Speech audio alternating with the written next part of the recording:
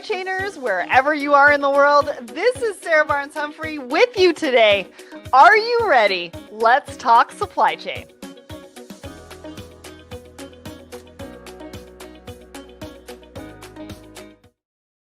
Hello, everyone, and welcome back to Thoughts and Coffee. My name is Sarah Barnes-Humphrey. I'm the founder and host of Let's Talk Supply Chain, the Blended podcast, and the founder of the Blended Pledge. And I'm super excited to be here with you today. We've got Scott coming at you from Gains Systems, and we're going to be talking all about data, bias in data. I've learned some new terms from some of the articles that we're going to be talking about today. But if you're joining us, why don't you put a comment and let us know where you are tuning in from. We'd love to hear from you. And if you have any questions for either of us throughout the show, make sure to put that in the comments as well.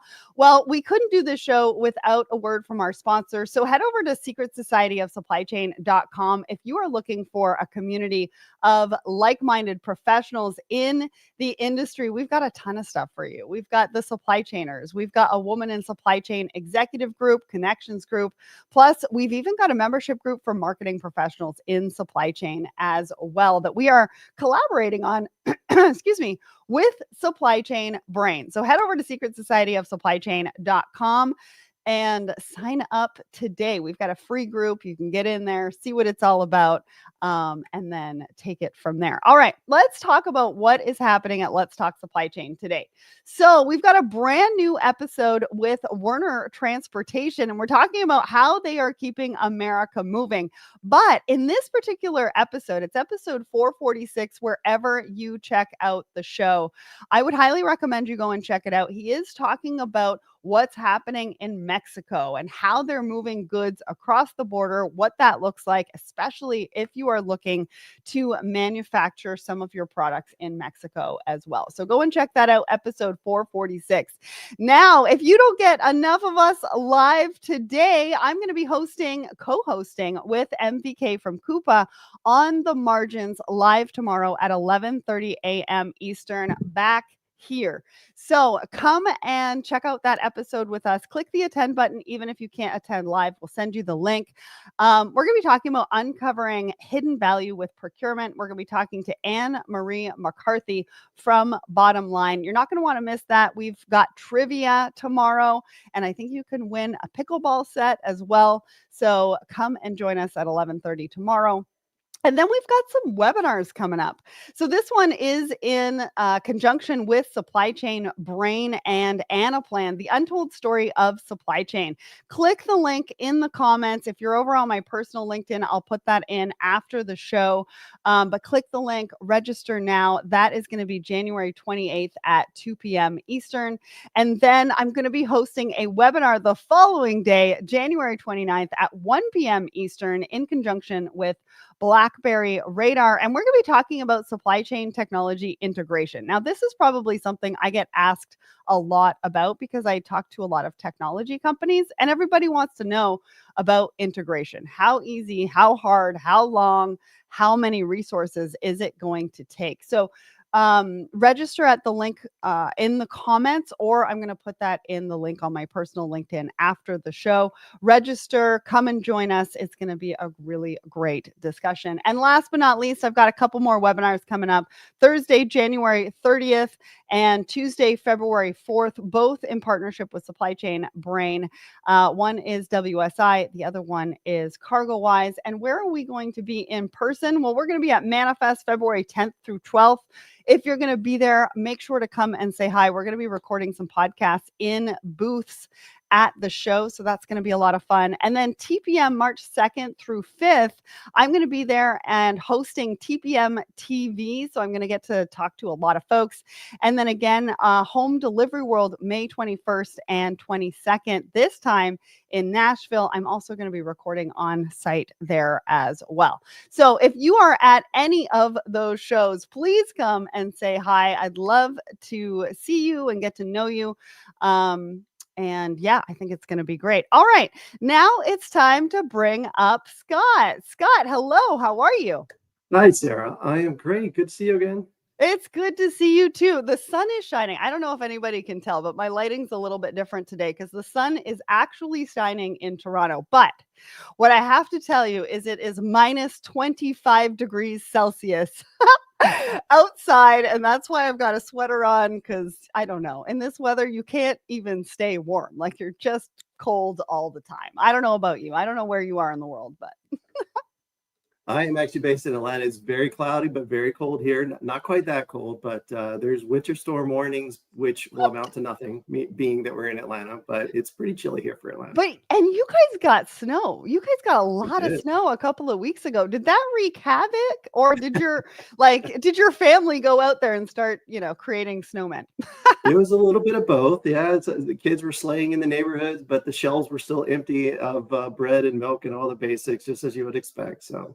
Wow. Well, that actually helps us with what we're going to be talking about today, because we're going to be talking about supply chain planning. We're going to be talking about the data usage in planning and how we best need to use all of that. Now, for anybody who doesn't know who you are, can you tell everybody who you are and what you do? Absolutely. So, hi, everybody. I'm Scott Fenwick, Vice President of Product Management here at Gaines. I'm about 6, almost 7 months into my journey with Gaines, but I've been doing supply chain planning for close to 30 years. Wow. Prior to joining Gaines, I don't look that old, do I? But prior to joining Gaines, I was with Manhattan Associates, where I led their supply chain planning solutions from a product management perspective as well. And I'm excited to be here. Yes, we're excited to have you here. Now, things are a little bit different today because we've got 2 polls. We actually polled the audience on 2 questions. One of them was provided by Gaines because we wanted to see what the community was talking about around composable technology. But I'm going to start with one that is a little bit different from that. So we're going to start with, if you could master one skill instantly, what would it be? Well, 63% of you said learning a new language. That is a big percentage because we had 242 votes on this one. 26% of you said playing an instrument. 8% of you said painting or drawing, and 2% said other, and I think commented below, which I'll get to in just a minute. But I can't believe it's 63% wanting to learn a new language. Now I want to know, I'm very curious as to what that language is that they want to learn. What did you think about this? Are you in the learning a new language kind of category, or? I am not. No, I'm a practical person, but learning a new language at this point, I'm not sure that where that's going to take me. But I'm more of a play an instrument kind of guy. I would have gone with A. That would be fun at this point in my career, my life, just to take on a new skill. Yeah, I tried guitar and I tried piano when I was younger. I don't think I did either very well. Currently, I'm taking singing lessons. I love to sing, but at the same time, the singing lessons and the training, it trains your vocal cords at the same time. And it helps me in what I do for Let's Talk Supply Chain because I speak for a living. And so strong vocal cords are really important for me. So that's interesting. I graduated French immersion, which I don't think most people know. And I also took Spanish in high school as well. I think I wanted to take Mandarin at some point, but then I was like, I don't know if I'll be any good at that. You're aiming high. That's impressive. All right, let's get to our second poll. Now, this one, what's the most critical factor when adopting a composable supply chain solution? Now, we had about 31 votes on this one, 42%, because it was a little bit more niche, but 42% of you said ease of integration, 39% of you said flexibility and APIs, 13% of you said customer ROI. Now, Scott, what is a composable supply chain solution? Let's start with that. And then I want to know if any of these numbers kind of surprised you at all. Yeah, so I think the term composable is one of those terms that's highly at risk in our space at becoming so overused that its meaning starts to get lost a bit. Kind of like cloud, right? I mean, if someone uses the term cloud, you need a few more qualifiers to really understand exactly what they mean from a technical perspective. But in our perspective, a composable supply chain is really a little bit different. I think a lot of folks in the industry, when they think about composable, they just think about APIs. But the challenge with that mindset, and APIs are absolutely a big part of composability, but in a lot of cases, when they think about an API, they're thinking about a module. I need an API into replenishment. I need an API into demand forecasting. We see it a little bit different. Yes, the APIs are important, but when we think about composability, we think much more granular. We think about how can you take a space, a problem, a business process, and break it down into very discrete components that in and of themselves can provide real value. And our entire strategy is really built around the idea that if you could solve very specific problems versus having to rip and replace entire systems, how might that change your decision making and how might that drive incremental value? So when I look at those poll results, it's not surprising to see so heavy on the API side and ease of integration, because I think those essentially go hand in hand. Because if you can't solve those problems, you can't really take advantage of the APIs. But for me, the most important aspect of a composable strategy is figure out, well, what areas of the business might need assistance and how can we rethink how we're defining those APIs in a way that might actually enable me to get value much quicker. I would have been super excited if I saw a customer ROI was much higher. Because in our perspective, that's really what a composable strategy is about, is how can you drive business value much more quickly than we as an industry have been able to achieve in the past. Interesting. And I want to let everybody know that Gaines actually has a blog on this supply chain management and the composable technology revolution. We've put the link in the comments for you. I will go and do that on my personal LinkedIn after the show as well, if you want some more information on this and find out. We did have a comment from Pete. He says user adoption should have been one of the options. What do you think about that? I agree, but that kind of likens back to how technology has been consumed by the industry over the years. I mean, if you think about the way we've gone from on-premises to even cloud solutions, we're still mostly talking about how am I as a business going to adopt a new planning solution? And those are big, risky, complex projects that, yes, if you don't get user adoption, those efforts are largely not going to yield value. But if you're solving one very small specific problem, the adoption rate should be much higher. Because you're solving a specific problem that the business believes is going to drive, measurable business value. So again, it's a difference in the level of granularity. And in our world, we want our customers to be able to come to us and literally say, we have a problem with lead time. We have a problem with service stock. We have a problem with, and the list just kind of goes on. And we want to be able to solve those problems without having to go rip and replace their entire legacy system.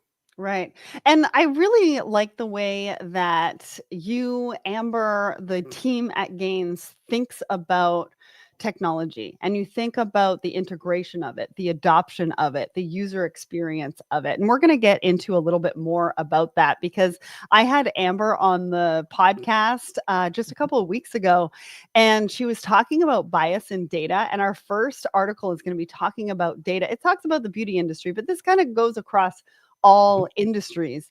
And I can't wait to sort of get to that. But before we do that, do you have a bit of a market update for us? What are you hearing from clients? What are kind of top of mind right now for them? Yeah, as it pertains to data, I think there's always been this hunger for more data, right? There's this belief that the more data we have, the better our decisions will be. And certainly there's truth to that. More data generally does yield better results when you're thinking about things like optimization or forecasting and so forth. But I also think there's been a little bit of a misnomer in terms of the types of data that have gotten a bit more headlines over the past several years than others. If you think about the desire, or how many times have you seen written up around use cases around leveraging weather data, social media, economic data, and so forth to go drive demand forecast or maybe change supply chain strategies. And these are not necessarily invalid use cases. The challenge, though, is that you have to be a bit more pertinent in terms of what types of data you're really trying to leverage. And one of our scientists here at Gaines did a nice job at kind of breaking down some of the misnomers around data.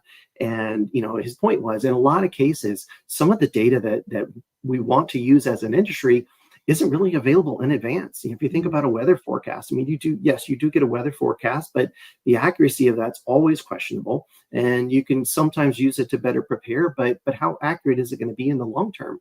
Yeah. Where planning really, plays a strong role. Same thing with social media. It's like, yes, we often do see reactions to social media drive certain industries, certain retail industries as well. But how much time do you have that data in advance and can react to it? And so we're trying to approach it a little bit differently. Not that those use cases won't play a role in our strategy, but we're trying to approach it from a perspective of let's help qualify the data in advance, because what we don't want is to have our business customers, our partners leverage, embrace these large projects, long, risky projects, trying to get value out of data that long-term probably won't really fundamentally change their business. But I do believe it all goes back to this hunger of trying to find ways to leverage AI, ML, and big data storage and so forth to our advantage from a business perspective. And so that I 100% believe that is a valid goal. Yeah. But what data is the real question? Well, and I think it changes all the time, right? Mm-hmm. You're almost chasing something that you can't necessarily catch and capture, that's going to stay as your there's a foundation piece of it, sure, but data is changing all the time. And like you said, social media, whether they have cloud machines now or something like that, like that we might be able to predict because somebody could tell us when they're going to turn that on. But weather in general is not something that we can definitely predict all the time, especially with everything that's been going on. So in talking about that, I do want to get to our first article. And the reason why I picked this article was because it's about data, but it's also about collaboration. Now, this is specific to the beauty care industry, but this can be related to all sorts of different industries. And the thing that I wanted to point out is that the beauty and personal care industry is a $648 billion industry. That's a lot. There's a lot of competition in there. There's a lot of companies that are creating products. And there's also a 200 million chemical global registry. And what this article talks about is how they are going to be able to leverage data to really come up with clean products for the consumer. Now, consumers are asking for that, right? They're asking for clean products. They no longer want chemicals in the products that they're using. But this industry isn't very regulated. So what this article talks about is how they are sort of trying to regulate themselves, and they're using data to be able to do that.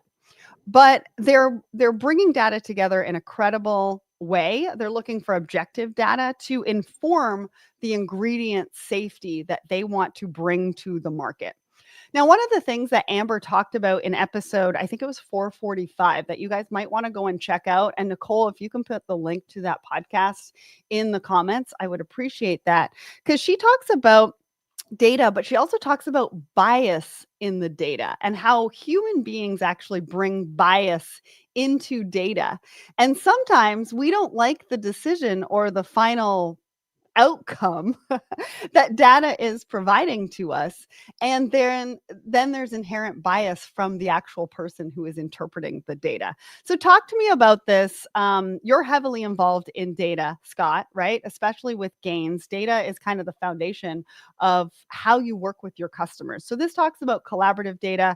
Amber talked about bias in data. So we have to be a little bit careful when we do collaborate, make sure there's no bias in there. But how do we collaborate to make sure that we can solve or maybe have a shared data repository that helps us measure some of the things that we want to measure? Yeah, sure. Well, I think that the two things come to mind. One is that I think what Ulta and Sephora and others are trying to do is admirable, because certainly consumers care about that, right? And as you noted earlier in the article, I think just the fact that they are trying to be more responsible and trying to be more transparent with those things is going to have an impact on how consumers, embrace their brand. But more specifically to the data itself, kind of back to the comments I was making earlier, the quality of the data does matter. And I think some of those challenges can be solved. And these are not simple or cheap sometimes projects, but some of those challenges can be solved by creating more transparency into the data and having more objective ways of trying to measure the potential meaning of the data. And some of this really does require, you just kind of separate the human from the interpretation of the data. And that's a tough thing to embrace in some regards, because we all know that as the industry is quickly making advances in AI and ML, there's a trust factor that has to be built up. Yes. Exactly. And There so absolutely is. And especially if you're going to collaborate on a shared data repository, which they're talking about right, in this particular article, people are hesitant to come together and share yeah, data, anyways. But right, then you add that layer, of trust to it, right? You have to then trust each other to provide exactly. the right data into that repository. So there are so many layers to this. And we kind of talk about how collaboration is the future of business, but there's stepping stones to getting there. Agreed. Yeah. Agreed. All Bite right. size, just like the composability strategy, right? Bite-sized chunks. Yeah. Yeah. All right. Let's get to our second article. So this is a blog that actually Amber wrote for Gaines. And I really liked reading through this article because she talked about the Gartner Supply Chain Planning Summit. And there was some terminology that I thought was kind of cool that came out of this, but I want to read out some of the stats. So 75% of organizations are exploring AI in supply chain planning. Like, supply chain planning is one portion of supply chain, and 75% of organizations are exploring that. So we'll get back to you, Scott, for that one in just a second. 65% are using data to justify decisions. Like, these are big, big, big numbers because we talk about data, we talk about AI, we talk about how people are utilizing that. But these are big numbers of people actually using it and thinking about it. What did you think about these stats? I think it's not terribly surprising, actually, from my perspective, Fair. because if you think about supply chain planning in general, it's been about optimization. I mean, our space is one of a few in the supply chain arena that is really focused on optimization. I mean, everybody talks about optimization, but when you're thinking about warehouse management and or labor management and so forth, yes, there's optimization there, but a lot of that is just how do I more effectively handle transactions? Supply chain planning has relied on its ability to kind of look to the near term, yes, but more long-term planning. And just the inherent nature of that optimization has kind of driven us to try to rely on as much data as we can. Now, historically, that data has been historical sales, historical supply outages, vendor performance, things like that. But I think we've been more reliant on the need for data. So it's not terribly surprising to me that we're seeing much more movement in AI and ML in that space, because those practices, those technologies thrive where there's lots of data and really good data. Yeah. So, and that's really good points. I want to actually point out some terminology that was used in this because I highly recommend going to check out this particular article. Range-based planning. Now, I haven't heard that terminology a lot. You may hear that a lot in what you're doing, but I haven't heard that a lot. But basically what it said is multiple possibilities instead of a fixed outcome from the data. And I thought that was interesting, right? Is being open to the possibilities of what the data is going to bring to you as far as what the different outcomes could be, rather than fixating on one particular outcome that you kind of want it to be. That's where the bias comes in, right? We want Right. the data to be able to tell us. We don't want to necessarily be the one telling the data which Right. outcome that we want specifically. And I think with possibilities comes options. And so I really liked that one. The other one I really liked also was self-healing supply chains. And they were talking about AstraZeneca adapting autonomously to disruption. So those were two new sort of terminology for me, and I think it probably is for the audience as well. Do you have anything to add on those maybe before we go to our next article? Yeah, sure. So I think as a practice, we all love certainty, right? We all love to know Yes, we how's do. my day going to go, how's my week going to go, and boy, if it would just ever play out like that, that would be fantastic. But the fact of the matter is, uncertainty plays a role in every one of our lives, and certainly in our supply chains. And Mm. so we've taken the approach of embracing that uncertainty and trying to consider that in our supply chain planning. So instead of having a more deterministic approach to our math models, where a given set of inputs has one and only one output, we've started to look at things a bit more broadly. And the idea that they're given a set of circumstances that could change as the future plays out, what's the likelihood that this reality is going to manifest? And you can use the weather forecast as a great example. Those percentages of certainty certainly change day in and day out. If I track last week they were calling for snow today, and Now we're getting cloudy and cold, but the closer we got, the more certain that forecast was. Right. But by leveraging those probabilities and presenting ranges, now the business has more tools, especially over the mid to long term, to try to make better planning decisions. So what happens if we start to have supply shortages from these particular regions of the world? What might my desired outcome be? How can I potentially manage that? And so by embracing uncertainty, because you can't really manage it, you can't really eliminate it, but by embracing it all the way down at the math level, that helps us to provide our customers a better set of tools to go plan for those potential outcomes. Yeah, I envy weather people, right? They only have to be right. What is it, like 50% of the time? If we're And I lucky. feel like in supply chain, we have so much pressure to be Yeah, right either way. We're dealing with the same variables. exactly.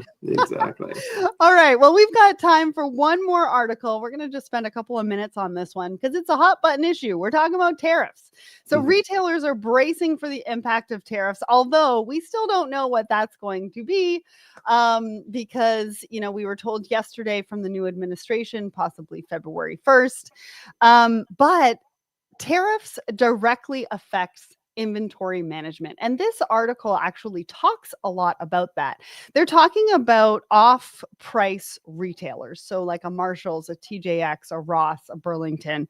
And they're talking about how that particular buying model doesn't change very much with tariffs.